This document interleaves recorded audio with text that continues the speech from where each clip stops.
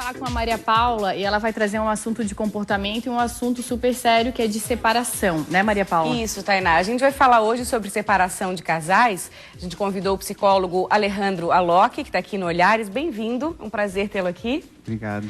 E a gente começa falando de separação, gente. Eu acho que a maneira de falar de separação hoje em dia é falar também de famílias diferentes, novas famílias, aí, novos conceitos que começam a se formar em função do grande número de separações. Podemos começar por aí?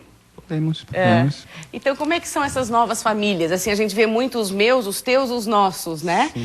Isso é produtivo, isso é positivo. Como é que o senhor avalia isso? Isso é bom para as crianças, né? No sentido das crianças, eles têm uma convivência rica, né? Tem vários irmãos, né?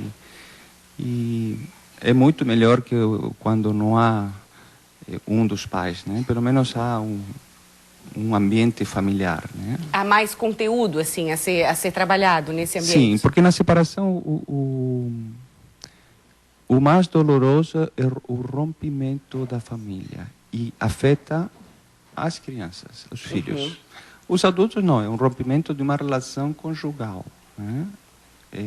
Na verdade, sim, é doloroso, mas não é como para o filho ver um rompimento da própria família. Sim, é doloroso para os adultos, mas, né, são dois adultos, são duas pessoas que já têm conhecimento e estrutura para seguir em frente, sim, sem maiores traumas, vamos dizer assim. Sim. No caso das crianças que você colocou, o que dizer, assim, claro, depende muito da idade das crianças, mas de que forma trabalhar isso com elas de uma forma que não gere tanto trauma?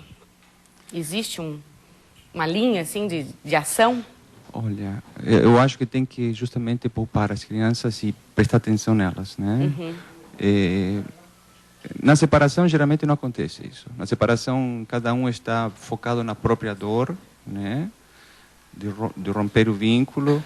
E as crianças, na maioria das vezes, são utilizadas para colocar contra um dos pais, né? O que é extremamente prejudicial. Então, ele já está dolorido por estar rompendo a própria família, né? E ainda é colocado contra um e com ameaças, né? Ah, se tu vai lá, então eu não te quero aqui e outras coisas. Que o teu pai é isso, que a tua mãe é aquilo, e aí começa. E se for conversado, colocado, a história assim, mesmo que exista uma convivência, o pai que busque, o pai presente, a mãe presente, é possível achar um meio termo? Assim? Eu penso que o ideal seria que, tá bom, o casamento não dá mais, tem que separar, ok. Mas deixa as crianças de lado disso. Não envolve. Né? Os pais têm que discutir, vai para o quarto, nós precisamos... Difícil, né? Difícil, porque na hora que esquenta a discussão... Então, os pais resolvem como tem que ser, como que vai ser, e depois só... Olha, agora está na hora na casa do teu pai, agora está na hora na casa da tua mãe. Né? Não dar muitas explicações por que se separaram. Né? Para as crianças não adianta de nada, eles não conseguem compreender os motivos. Sim, e as consequências disso? Então, como tu falou, depende da idade, né? As crianças até os 12, 13 anos precisam da mãe. Né? E dos 13 anos em diante, precisam do pai. Né?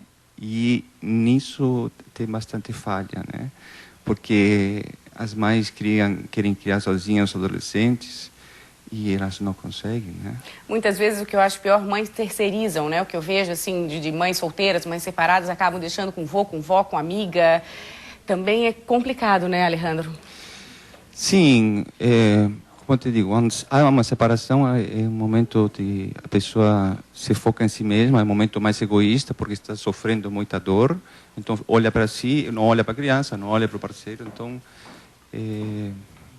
às vezes, bom, se for a mãe que quer ficar com as crianças, como geralmente fica, e vai morar com os pais, ela quer superar essa dor, então quer sair para festa, não sei o quê, e vai deixando os filhos com o vizinho, com qualquer um. Né? E para a criança não é bom, né? Qualquer um.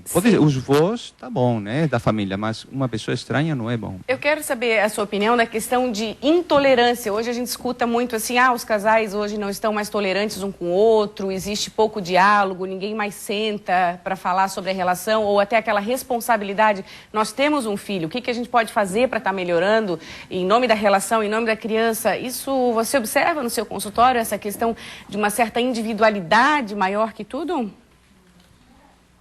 Eu não sei o que tem acontecido na criação, mas o que mudou, porque hoje as pessoas não são responsáveis por si mesmas, né? Vamos dizer, se eu fiz um filho, eu sou responsável pelo meu filho, né? Então, há uns 20 anos atrás, né, 15 anos atrás, se tu engravidava, né, com 18, 20 anos, tu tinha que sair de casa e trabalhar e se responsabilizar, pelo filho. E hoje não acontece mais isso, né? Mesmo que não engravidem, as pessoas ficam dentro de casa 25 anos, 30, 35 anos, ficam junto com os pais. Nós falamos, inclusive, sobre isso aqui, a chamada geração canguru, que acaba ficando com os pais. Então, isso não acontece amadurecimento, né? Não acontece amadurecimento, não tem responsabilidade. Tá ok, Alejandro, muito obrigada pela sua participação.